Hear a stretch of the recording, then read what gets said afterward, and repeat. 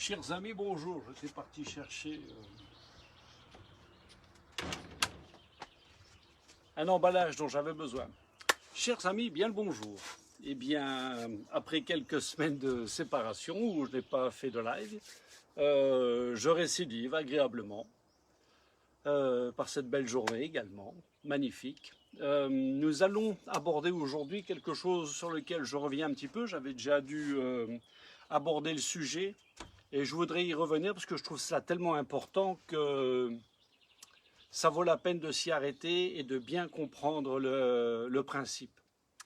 Le sujet sur lequel je voudrais insister est ce principe de respiration, ce principe d'intention. Donc, je me présente, je suis Patrick François, je suis magnétiseur, je suis naturopathe, sophrologue et je passe depuis des années mon temps à m'intéresser au questionnement de qu'est-ce que sont ces maladies, le pourquoi, le comment, du parce que, qu'est-ce qui interagit pour qu'il y ait autant de malaise, autant de souffrance, autant d'incompréhension devant tout cela. Je me suis aperçu de quelque chose qui est très intéressant. Cela fait quand même des milliers d'années que l'être humain procède à des tas de choses. Ils sont bon nombre, mais je voudrais juste en prendre quelques-uns. L'anagramme du mot « monde », c'est le démon. Dans le langage des oiseaux, vous avez ce principe de secret, d'explication cachée, qui est dans toutes les langues d'ailleurs, pas qu'en français. Sous-entendu que lorsque vous réfléchissez un petit peu à l'anagramme du mot « monde » qui est démon, ça sous-entend en fait que notre monde serait celui du démon. En imageant un petit peu cette histoire-là, nous serions dans l'univers de la vibration basse, le bas astral. Nous serions en fait dans un monde dans lequel ne prône que la fausserie, le mensonge, la tricherie, le crime, le vice. En fait, tout n'est étudié, tout est bien fait, mais c'est tellement quotidien, c'est tellement permanent autour de nous que nous pensons que c'est la vérité. Nous pensons en fait que notre monde n'est fait que de cela. C'est un grand mensonge, un énorme mensonge. Et il est tellement énorme ce mensonge, mais que vous y croyez dur comme fer, vous seriez prêt à vous faire couper la tête pour jurer que tout ce que l'on vous a raconté est la vérité. Mais ô grand Dieu, il y a quand même quelques personnes qui ont compris, il y a quand même quelques personnes qui ont pu observer ce dysfonctionnement permanent qui dure depuis des centaines, milliers d'années. Il y a déjà un procédé sur lequel je m'attarde. Comme ça, un exemple. Vous avez des milliers, millions de gens qui prient. Quelque Dieu que ce soit, peu importe. Mais la terre n'a jamais été aussi mal. Vous avez des milliers, des millions de gens qui demandent que les souffrances s'arrêtent. Elles n'ont jamais été aussi présentes. Ne pensez-vous pas qu'il y aurait peut-être quelque chose à inverser dans le processus? Ne pensez-vous pas que nous faisons fausse route dans toutes ces croyances, dans toute cette manière de vivre, dans tous ces concepts que l'on vous a appris, qu'on vous a fait avaler de force via l'école? Mais l'école est une grande duperie, l'école est quelque chose d'innommable pour le bien-être de l'être humain. Je parle du bien-être. Mais on va vous faire avaler ça comme si c'était la panacée. Mais sauvez-vous ce truc-là. Mais sauvez-vous ce truc-là. Je vais vous faire un petit parallèle dans les croyances. Vite fait, comme ça, juste une idée. Lorsque vous sortez par une belle journée comme celle-ci, où tout est magnifique, ensoleillé, verdoyant, et vous avez un soleil qui vous brûle. Et dans le premier réflexe d'une personne, en lui disant « mais si tu vas vers le soleil comme Icare, tes ailes vont fondre ». Mais il n'y a jamais eu de chaleur dans l'espace. Le soleil, il n'est pas chaud. C'est pas vrai. Mais on ne veut pas vous le dire. On maintient à cette croyance. Eh bien, voilà de quoi est fait notre société, de mensonges. Notre société est faite de tromperies. Et plus vous êtes spécialiste dans la mesquinerie, plus vous êtes parfait dans la troublerie, plus vous êtes calculateur à longue échéance, plus vous réussirez. Parce que vous allez endormir la société, vous allez endormir les gens, vous allez les mettre dans votre sac parce que le démon, le diable, est, sans vous en rendre compte, le seul maître, qui est l'exploitation de votre proche, de vos proches. Des gens ont des positions pour exploiter, malmener ses congénères. Et c'est un métier. Vous avez, notamment dans ce principe bien étudié, bien organisé, vous voyez vos hommes politiques, de quelle manière ils gèrent merveilleusement toute la richesse de ce monde qui pourrait nous donner à profusion tout ce que l'être humain aurait besoin. Mais pas sous la forme qu'ils le veulent, pas sous la forme qu'ils le pratiquent, qui est tout l'inverse du bien-être d'un être humain, dans son esprit et sa physiologie. Mais malheureusement, nous ne pouvons pas faire grand-chose. Il faudrait quand même un certain nombre pour pouvoir créer un égrégore, c'est-à-dire rassembler quelques milliers de personnes, pour avoir une pensée dans l'intentionnalité, pour réussir à contrecarrer cette vibration basse qui est l'essence même du démon, du diable. Et le diable au quotidien est présent autour de nous, dans chacun de nous. Chacun de nous, nous avons son intermédiaire qui est l'ego.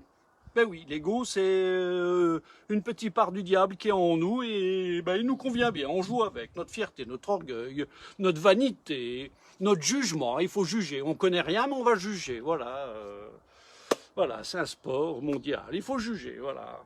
On est bête comme chou, on n'a pas grande connaissance de plein de choses, mais on va juger parce qu'on s'ennuie. Et puis on va faire remonter un peu toute la noirceur. Tout ce côté fiel de l'existence, tout ce côté fiel de la vibration.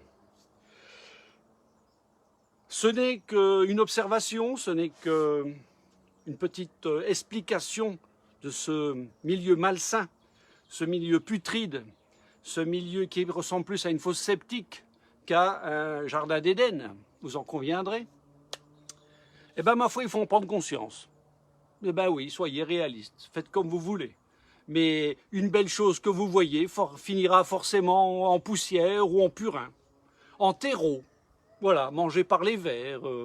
Voilà, tout ce qui est beau finit mal. En fait, prenez un peu de recul, soyez réaliste. Vous voyez dans la jungle un beau petit chevreuil, et ben 2 heures après, il finit dans l'estomac d'un lion. Magnifique. Voilà, on va le retrouver en tas de bouse comme ça. Voilà, vous aviez un joli petit cerf. Waouh, notre planète, génial. Il y a quand même un truc qui me dérange quelque part, si vous me permettez. Parce que dans une idée d'amour, de compassion, de partage, de bien-être, de plaisir, d'échange, finir dans un intestin ou finir bouffé par les vers, c'est un truc qui me gêne un peu quelque part. Alors, il y en a qui vont vous dire « Ah oui, mais c'est la vie. » Ben, si vous vous contentez de ce genre de raisonnement, c'est sûr que vous n'allez pas trop vous embêter pour comprendre pourquoi autour de vous il y a autant de misère, pourquoi autour de vous il y a autant de malheur. Quelle est cette grande machine qu'est cette terre qui transforme tout en quelque chose de poussière? Ben, il y a un processus de vie que l'on appelle, un processus cyclique qui veut qu'il y ait, partant de la Terre, parce que nous sommes composés uniquement des éléments de la Terre. Tout ce qu'il y a dans le sol et sur les planètes, ben vous l'avez en vous. Nous n'avons aucun autre élément extraterrestre qui viendrait d'ailleurs qu'on ne connaît pas. Tout ce dont nous sommes faits vient du sol. Donc, quelque part, vous avez un grand organisateur qui a un petit peu joué à l'alchimiste, qui a pris une petite poignée de terre, qui a fait abracadabra et qui a transformé un truc qui ressemblerait à de la physiologie. Mais, dans cette histoire-là, vous avez quelque chose qu'on a intégré qu'on appelle l'âme. Ben oui. Parce que nous sommes là, mais nous avons quelque chose autour de nous, un peu comme dans une voiture, lorsque vous conduisez. Ben, c'est votre âme. La voiture, c'est votre emballage. Mais il y a des moments, vous arrivez à vous échapper de votre corps, par la pensée, la décorporation, par le rêve. Eh bien, vous vous apercevez qu'il y a autre chose que de la physiologie, que de la matière. Vous vous dites, il y a un monde vibratoire, un monde spirituel. Eh bien oui, il est là, il existe. Et c'est vraiment l'essence même de ce que nous serions. Seulement, il y a un créateur qui a décidé de fabriquer une prison, un emballage, et dans lequel il a enfermé un être spirituel. Eh bien, c'est nous, c'est vous. Dans ce bel emballage dont vous êtes composé, vous avez une âme. Et une âme qui vient de, bon, on ne sait où, hein, ça vient de quelque part, elle est là, elle a été enfermée. Et en plus, il y a un procédé qui est très ingénieux, qui fait qu'enfin, on vous rend complètement... quel est le terme? On vous rend complètement inconscient, complètement inconscient. On vous êtes programmé pour que toutes les données que vous avez reçues, toutes les informations, elles disparaissent. Alors, il y a quelque chose contre lequel je m'insurge, mais ça, c'est une idée personnelle. Une idée contre laquelle je m'insurge lorsqu'on vous parle de, eh bien, ma foi, les 7 vies, la réincarnation. Ben, vous m'excusez, si pendant 7 fois je dois terminer bouffé par les vers, bah ouais, voilà quoi. Je veux dire, on peut discuter le bout de gras, hein. On peut peut-être dire bon, il y a peut-être pas moyen de trouver un deal, vous voyez. Voilà. Moi, j'ai pas envie de revenir 7 fois pour subir le même bordel sur cette terre dans lequel j'ai quand même, je me suis aperçu qu'il y avait plus de souffrance que de bien-être. Donc en fait, je pense qu'il y a quelque chose qui endoctrine les gens, qui les maintient dans un cercle vicieux et dans lequel on leur a enlevé leur libre arbitre par une désinformation, un conditionnement. Vous êtes manipulés. Et cette histoire de revenir 7 fois pour ces réincarnations, c'est le bas astral. Vous avez un procédé, un processus, une machinerie machiavélique qui est dans la Terre, autour de la Terre, dans lequel on vous a enfermé pour servir à quelque chose. À qui profite le crime? Il y a forcément quelqu'un qui se nourrit de notre mal-être, de nos souffrances. Lorsque vous faites des maladies psychosomatiques, parce que votre esprit, votre âme qui demande qu'à vivre en harmonie, en éternité, dans le bien, est confronté à un esprit qui lui est dans la matière et qui lui fonctionne avec un ego dans lequel il y a un combat permanent, ben, je vous garantis que l'emballage, il prend de sacrées cartouches. Vous prenez plus de cartouches que plus vous avez une âme qui est honnête, qui est pure, qui est ouverte et qui reçoit tous ces messages vibrationnels de l'univers dans lequel vous comprenez que votre place, elle n'est pas dans la souffrance, plus vous allez prendre des cartouches. Plus vous êtes sensible, plus vous êtes indigo, plus vous allez souffrir. Parce que cette terre maintient en vie tous les gens qui ont réussi à avoir un stade d'obscurantisme. Et le fait de vivre en tirant profit de tout ce que l'on peut, d'accumuler, parce qu'il faut accumuler, on ne sait jamais. Cet obscurantisme permanent qu'il y a dans l'être humain qui a été mis en place, eh bien, crée en fait ce dysfonctionnement. Bon, c'était un petit aparté, une petite explication sur ma révolte de ce que l'être humain est capable de faire et ce dont quoi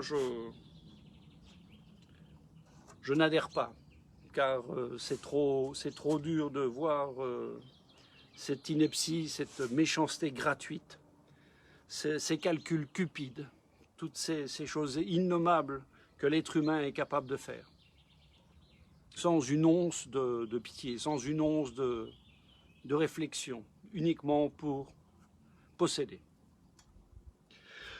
Je vais en venir malgré tout maintenant à ce principe qui, pour que nous faisions ce passage sur Terre de la meilleure des manières, est la respiration. Cette respiration est un acte mécanique que vous faites dès la sortie du ventre de votre mère. Le premier acte que vous allez faire, c'est d'inspirer. En tant que bébé, lorsque vous sortez du placenta, la première chose que vous faites comme acte physique sur cette terre, c'est une inspiration. Et après, vous vous mettez à gueuler. C'est bon, le passage est fait. Mais c'est dégueulasse votre terre, je veux rentrer. Je déconne. Donc, premier acte que vous faites, vous inspirez. Et la fin de votre existence sur cette terre, eh bien vous allez expirer. Et pendant tout ce temps-là, ces deux actes principaux, mais si vous saviez ô combien ils sont importants, si vous saviez ô combien ce sont les maîtres de votre existence, vous comprendriez qu'il est temps, il est vraiment temps, que vous commenciez à vous y intéresser de près, de commencer à intégrer que la respiration, c'est quelque chose dont vous devez devenir maître, que vous devez faire avec intention. L'intentionnalité de ce mécanisme automatique que nous avons dans notre esprit, vous devez en reprendre les commandes. C'est tellement important. La respiration, observez certains phénomènes. Eh bien, lorsque vous êtes de sentiment, eh bien, lorsqu'un sentiment apparaît pour n'importe quelle situation, que ce soit un sentiment de plaisir ou de colère, vous avez votre respiration qui s'accélère et votre rythme cardiaque qui suit la même. Ils vont de connivence les deux. Et vous vous mettez à accélérer votre respiration et votre cœur. Eh bien, il faut savoir que durant une vie, ces accélérations avec ce principe de se laisser envahir par les sentiments sans en prendre le contrôle au niveau de sa respiration, vous entamez votre potentiel énergétique. Trop de sentiments va vous épuiser, trop de sentiments va vous nuire et trop de sentiments vont vous laisser vous impacter sur le plan de votre physiologie, vos neurones, vos cellules. Tout le monde va manger. Tout le monde va en prendre place à tronche si vous ne reprenez pas le contrôle de votre respiration. Au moment d'une grande colère, au moment de quelque chose où franchement vous êtes vous allez vous mettre à brailler, eh bien observez, prenez votre pouls, eh bien vous allez voir. L'ampèremètre là, l'aiguille grimpe. Le tocan, un petit 120 là, nickel, au poil les oignons. Eh bien, soyez un peu de ce format-là, et puis je vous garantis que votre existence, vous allez trouver qu'à la fin, on aurait peut-être pu faire quelques années en plus si on avait seulement un petit peu géré le principe. Alors, il n'y a rien de compliqué. Absolument rien de compliqué. Le plus compliqué dans cette histoire, c'est de comprendre que les sentiments, il faut savoir les gérer. Ne vous laissez pas envahir par une colère, l'impulsivité. Non, c'est pas bon. Une grande peine et tout. Pourquoi? Pourquoi? Pour qui? Comment? C'est par rapport à votre éducation religieuse, familiale, sociétale. Eh bien, vous allez avoir un réactif qui ne sera pas forcément à la juste mesure de l'événement. C'est pourquoi il faut apprendre à prendre un petit peu de recul, le détachement, le lâcher-prise, détachement. Faites en sorte, un petit peu, c'est quelque chose que j'aime à imager, pour faire comprendre qu'est-ce que nous devons faire dans notre esprit pour pouvoir se protéger de cette société, de ce système, toutes ces contrariétés permanentes, 24/24, vous avez toujours un truc pour vous casser les pieds.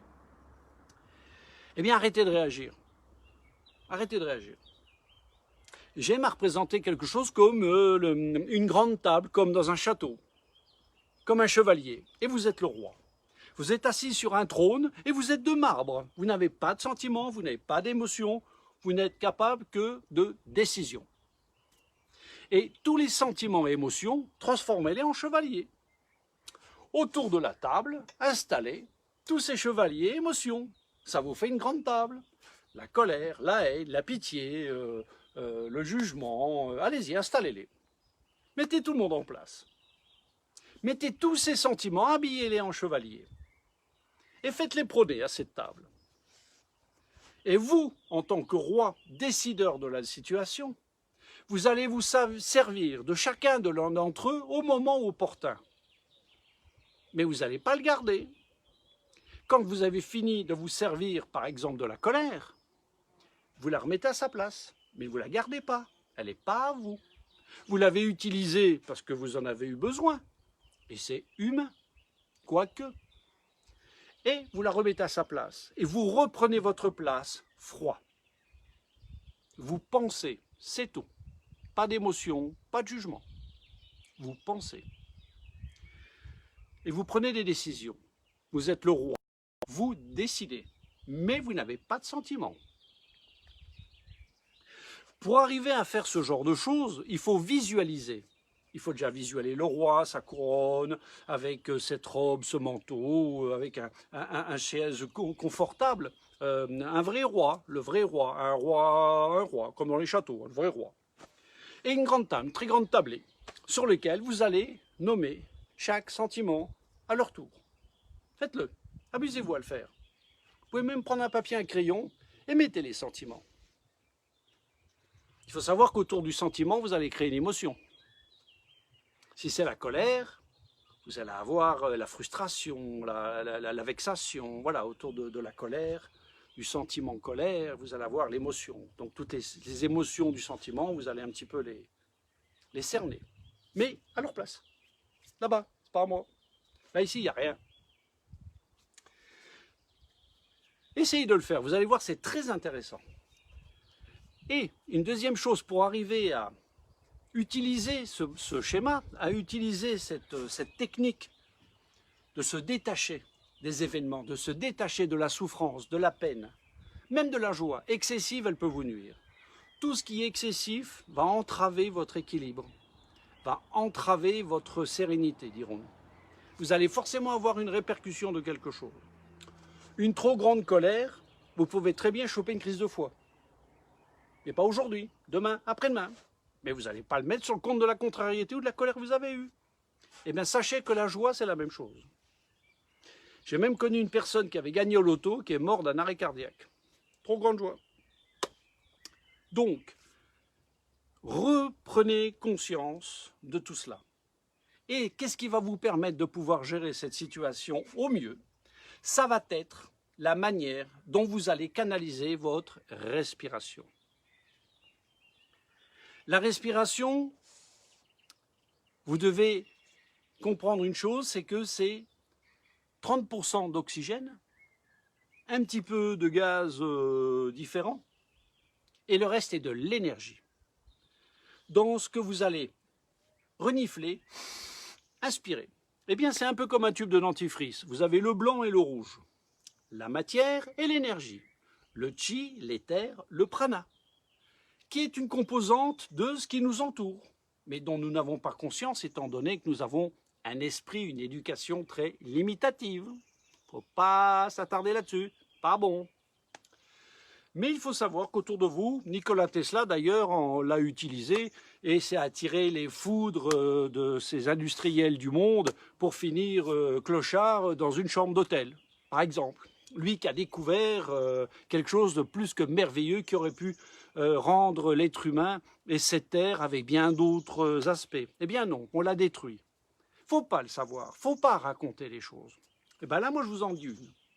Quand vous respirez autant d'énergie que vous respirez d'oxygène qui ne sont que 30% dans un litre. Lorsque vous inspirez, faites un effort d'intentionnalité. Faites 2-3 inspires, mais assez violentes, pour ressentir les effets de la friction du nez, du larynx, pour descendre jusque dans les bronches. Faites-le. Essayez. Forcez. Sentez cet air qui frotte là-dedans. Eh bien, visualisez-le. Eh bien, vous allez le faire 2-3 fois pour donner cette impression qui est magnifique de vous développer, vous ouvrir, développer vos bronches, faire rentrer cette énergie, énergie dont vous avez absolument besoin. Et que l'oxygène, vous seriez mort. Donc, cette énergie, vous en avez autant besoin. Donc, voilà, prenez l'ampleur, prenez la profondeur de ce principe actif de l'énergie qui est dedans. Et cette énergie, eh bien, en inspirant, vous allez dilater votre poitrine, votre abdomen, votre estomac. Laissez votre corps se dilater. Voilà, ouvrez les mains, prenez à bras le corps toute cette énergie qui est autour de vous. Et puis vous allez expulser par la bouche. Tranquillement. De la poitrine, vous allez contracter votre estomac, puis votre abdomen. Et tranquillement, vous allez chercher à souffler jusqu'au bas de votre ventre, au-dessus du pubis, et on pousse. Vous avez un effet réflexe mécanique qui fait que vous allez vous plier, vous allez vous incliner. Ben faites-le, allez-y. Il faut chercher jusqu'en bas. Au-dessus du pubis, l'air, on va la pousser jusqu'en bas. Et là devient intéressant la réaction. Ayant tellement expulsé d'air, vous allez avoir une réaction un petit peu panique, en disant vite, il faut que j'y retourne, parce que là, je suis limite, je suis pas bien. Contrôlez-vous. Reprenez le contrôle de l'émotion qui va vous envahir. Vous avez encore beaucoup de marge et vous allez prendre le temps, une fois tout bien expiré jusqu'au fond, d'inspirer en contrôlant l'inspire. Et du bas du ventre, vous allez de nouveau inspirer par les narines et tout doucement, millimètre par millimètre, faites millimètre par millimètre, reprenez l'air mais contrôlez-le lorsqu'il remonte. Jusqu'à reprendre une amplitude de poumons. Et recommencer. En pratiquant ce contrôle de l'inspire lorsque vous avez expiré complètement, vous reprenez la maîtrise de votre souffle, vous reprenez la maîtrise de votre respiration. Et après, vous allez vous apercevoir qu'en pratiquant cela régulièrement, et quand vous voulez, il n'y a pas d'heure, il n'y a pas de moment particulier. Le seul truc, c'est d'être voilà, pas embêté, quoi. Mais vous êtes debout dans le bus, vous êtes dans votre taxi, vous êtes dans votre cuisine, faites-le, sans raconter ce que vous faites. Vous êtes seul maître du principe, faites-le. Et vous vous apercevrez que tout doucement, eh bien, vous allez prendre plaisir à faire cet exercice. Et de ce plaisir que vous allez y trouver, vous allez calmer votre rythme cardiaque. Vous allez calmer l'ébullition mentale. Vous allez vous ressourcer. Vous allez vous reposer. Vous allez reprendre de la vitalité. Évidemment, dans les premiers temps, étant donné que ce corps, vous ne l'avez pas habitué à ce genre d'exercice, va vous faire des démonstrations de tout ce qu'il peut pour vous empêcher de pouvoir le faire correctement. La mémoire du corps, vos cellules vont dire « mais qu'est-ce qu'il fait? Qu'est-ce qu'il est en train de nous foutre ?» Donc vous allez avoir des démangeaisons, ça va tousser, vous allez dire « ah ben je chope une crampe, j'ai la tête qui me pique », enfin bref. Il va vous trouver des trucs rien que pour vous emmerder. Ben, soyez le maître, vous ne laissez pas emballer. Si vous pratiquez cet exercice de respiration quotidiennement, tranquillement, dans l'intention, l'intention c'est au moment où vous allez le faire, ne pensez pas ce que vous allez faire un quart d'heure après, ni ce que vous avez fait un quart d'heure avant. Vous êtes dans votre exercice et pas ailleurs. Et vous allez obtenir un deuxième effet. En fait, lorsque l'on contrôle sa respiration et qu'on la pratique pendant un certain temps, eh bien, vous allez améliorer le fonctionnement et la circulation de vos cellules. Vous allez reprendre l'assimilation de l'air et de l'oxygène. Vous allez vous rendre compte que votre corps, vous pouvez même perdre du poids. Je vous garantis, contrôle. Excusez-moi, je viens d'être interrompu. Voilà. Donc, je vais finir là-dessus et vous promets que si vous êtes assidu, si vous êtes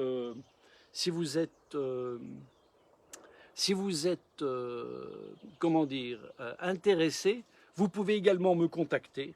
Vous pouvez me contacter en MP et je vous donnerai bien d'autres informations concernant l'énergie, concernant l'éther, le chi, le prana et bien d'autres exercices sympathiques qui sont magnifiques à pratiquer et qui vous apporteraient, j'en suis plus que certain, vitalité, enracinement, tranquillité, paix de l'esprit, et vous retrouveriez, en pratiquant ces exercices, si vous ne le faites pas déjà, un bien-être, un calme, une tranquillité à partager. Quelque chose qui fait que, eh bien, sur cette terre au moins, on peut mériter ces moments-là, car on devrait normalement tous fonctionner avec ces bases-là. Eh bien voilà, sur ce, je vais vous laisser. Je vous remercie. J'ai été très content de vous retrouver et de pouvoir partager un petit peu différentes idées et autre chose. Et je vous souhaite une très bonne soirée et au plaisir de vous retrouver. Merci, bonsoir.